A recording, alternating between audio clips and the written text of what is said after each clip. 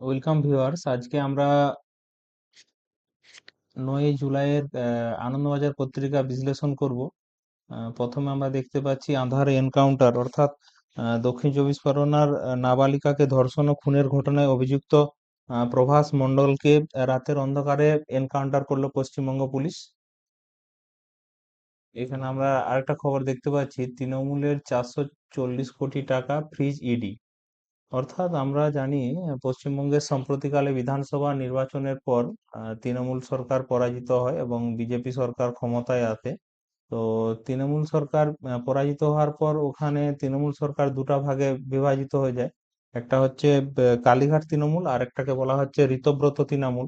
এবং তাদের যে তৃণমূলের যে পার্টির যে ফান্ডিং ছিল, সেই ফান্ডিংটা নিয়ে সমস্যা হয় যে কারা অ্যাকচুয়ালি ফান্ডিং পাবে এবং তাদের যে লোগোটা কারা ব্যবহার করতে পারবে। ওটা বর্তমান দুই পক্ষেই নির্বাচন কমিশনের কাছে আবেদন করেছে। ওটা দশম তফসিলের আন্ডারে দলত্যাগ বিরোধী আইনের দ্বারা বিবেচনা করা হবে আর কি। তো এখানে আমরা ইডি ও সিবিআই নিয়ে কিছু আমরা তথ্য জেনে নেব আর কি। আমরা যখন কোনো ঘটনা, সিআইডি প্রথম তদন্ত রাজ্য সরকারের কোনো সংস্থা যদি করে তখন সিআইডি হয়। এবারে অনেক সময় সিবিআই হচ্ছে কেন্দ্র সরকারের, সেন্ট্রাল ব্যুরো অফ ইনভেস্টিগেশন, প্রথম তদন্ত শুরু করে। ঠিক আছে, এবারে ওই তদন্ত শুরু করতে গিয়ে যদি ওইখানে আর্থিক লেনদেন সংক্রান্ত ব্যাপারে তদন্ত করা হয় তখন ওটাকে বলা হয় ইডি, ইনফোর্সমেন্ট ডিরেক্টর বলা হয়। ঠিক আছে, তাহলে রাজ্য সরকারের কোনো আহ, তদন্ত যদি শুরু করে তাহলে সিআইডি, তারপরে কেন্দ্র সরকারের কোনো সংস্থা যদি করে তখন সিবিআই। এবার ওই তদন্ত করতে গিয়ে যদি আর্থিক লেনদেনের কিছু সন্ধান পাওয়া যায় তখন এটা তদন্ত করে কিন্তু ইডি। ঠিক আছে, এবারে এই প্রত্যেকটা অর্গানাইজেশনেরই কিন্তু ডিজি থাকে। ঠিক আছে, তো আমরা এখন জেনে নেব সিবিআই এর ডিজি আছে এই মুহূর্তে প্রবীণ সুদ। সিবিআই এর যে ডিজি আছে প্রবীণ সুদ আছে এই মুহূর্তে সিবিআই এর ডিজি।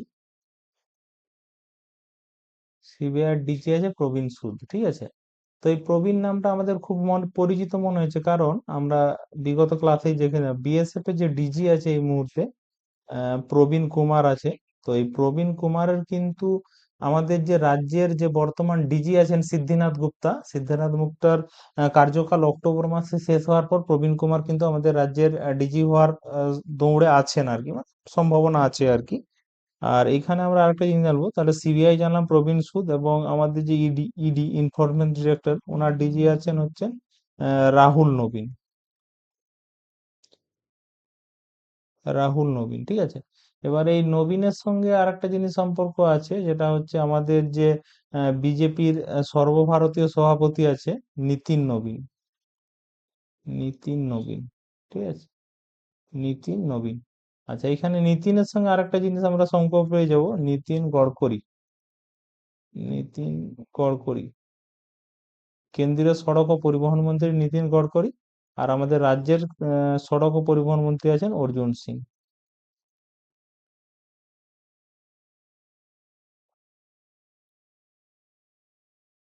করে যাচ্ছে। তাহলে প্রথম থেকে আবার রিক্যাপ করার চেষ্টা করব। সিবিআই ডিজি আছে প্রবীণ সুদ, তাহলে প্রবীণ কুমার কোথার ডিজি আছে, বিএসএফ এর ডিজি আছে, যিনি পশ্চিমবঙ্গের ডিজি হতে পারেন সিদ্ধিনাথ গুপ্তার পরবর্তী ডিজি ওয়েস্ট বেঙ্গল পুলিশের।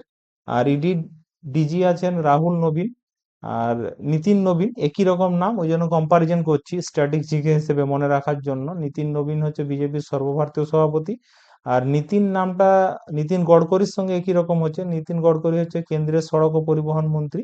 আমাদের রাজ্যের ক্ষেত্রে সড়ক ও পরিবহন মন্ত্রী আছেন অর্জুন সিং মহাশয়।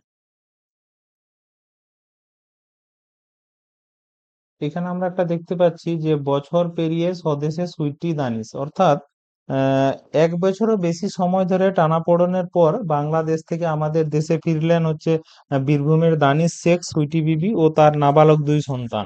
ঠিক আছে, গত বছর অর্থাৎ 22শে জুন, 22শে জুন 2025 সালে আহ, দিল্লি পুলিশ দিল্লি পুলিশ ইনাদেরকে বাংলাদেশি ভেবে বাংলাদেশে পাঠিয়ে দিয়েছিলেন। তারপরে তার বিচার প্রক্রিয়া চলে এবং দীর্ঘদিন বিচার প্রক্রিয়া চলার পর ওনারা আমাদের দেশে ফিরে আসে। তাহলে এই খবরটা মানুষের কাছে একটা জনসচেতনতার খবর হিসেবে যেতে পারে। আমরা অনেক সময় ভাবি যে আমাদের যদি নাগরিকত্ব না থাকে বা আমরা যদি কোনো নাগরিকত্বর ডকুমেন্টস যদি খুঁজে না পাই, তাহলে হয়তো সেক্ষেত্রে আমাদেরকে বাংলাদেশ পাঠিয়ে দেওয়া হবে, আমরা আর এদেশে ফিরে আসতে পারবো না। কিন্তু না, এই ঘটনা দ্বারা আমরা বুঝতে পারছি যে ভুলবশত যদি পুলিশ এই ধরনের কাজও করে থাকে, কিন্তু বিচার প্রক্রিয়ার দ্বারা আপনি বাংলাদেশ থেকে কিন্তু ভারতবর্ষে ফিরে আসতে পারবেন। সুতরাং এই জন্যই আমাদের কি হয়, নিউজ পেপার পড়তে হয়, খবর দেখতে বলা হয়, যাতে বাস্তব গুলো আমরা জানতে পারি। না তো অনেক সময় কি হয় যে আমার এটা যদি না থাকে তাহলে মনে হয় আমাকে এই দেশে আর থাকতে দেবে না, কিন্তু না, এটা একদমই ভুল ধারণা। এই খবরটা দেখলে আমরা বুঝতে পারবো, কারণ এই 22/6 ওই দেশে পাঠানো হয়েছিল, তাহলে ওরা এই বছর 2026 সালে এই দেশে ফিরে এলো জুলাই মাসে। ঠিক আছে। এবারে আমরা আরেকটা স্ট্র্যাটেজিকে এখানে জেনে নেবো। বাংলাদেশে ভারতের বর্তমান হাই কমিশনার আছেন দীনেশ ত্রিবেদী। দীনেশ ত্রিবেদী বাংলাদেশে ভারতের হাই কমিশনার আছে। বাংলাদেশের এই মুহূর্তে প্রধানমন্ত্রী আছেন তারেক রহমান। তারেক রহমান বাংলাদেশের প্রধানমন্ত্রী আছেন বিএনপি পার্টির সঙ্গে যুক্ত, বাংলাদেশ ন্যাশনাল পার্টি। আর তারেক রহমানের আগে যখন অন্তর্বর্তী সরকার ছিল, তখন অন্তর্বর্তী সরকারের উপদেষ্টা ছিলেন মোহাম্মদ ইউনূস। মোহাম্মদ ইউনূস, নোবেল পুরস্কার জয়ী মোহাম্মদ ইউনূস অন্তর্বর্তী সরকারের উপদেষ্টা ছিলেন। তার আগে ছিলেন শেখ হাসিনা। শেখ হাসিনা তিনি প্রধানমন্ত্রী ছিলেন এবং সেই সময়কালে ছাত্র আন্দোলন দেখা দেয়, তিনি দেশ ত্যাগ করেছিলেন। আর তার রাজনৈতিক দল ছিল আওয়ামী লীগ। আওয়ামী লীগ। আওয়ামী লীগ।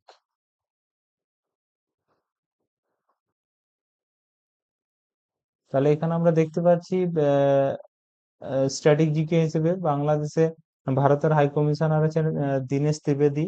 বাংলাদেশের বর্তমান প্রধানমন্ত্রী হচ্ছে তারেক রহমান, তিনি তার রাজনৈতিক পার্টি যে বাংলাদেশ ন্যাশনাল পার্টি। তার আগে অন্তর্বর্তী সরকার উপদেষ্টা ছিলেন নোবেলজয়ী মোহাম্মদ ইউনূস। তার আগে যখন ছাত্র আন্দোলন হয় তখন বাংলাদেশের প্রধানমন্ত্রী ছিলেন শেখ হাসিনা, তিনি আওয়ামী লীগের রাজনৈতিক দলের সঙ্গে যুক্ত ছিলেন।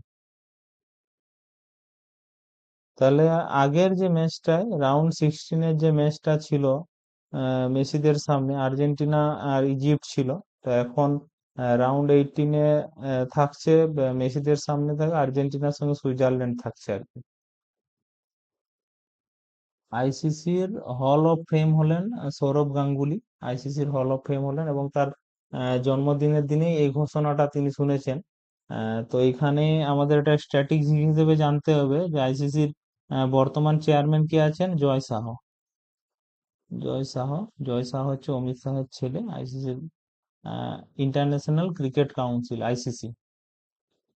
আর ভারতের অর্গানাইজেশন হচ্ছে BCCI, board of control for cricket in India.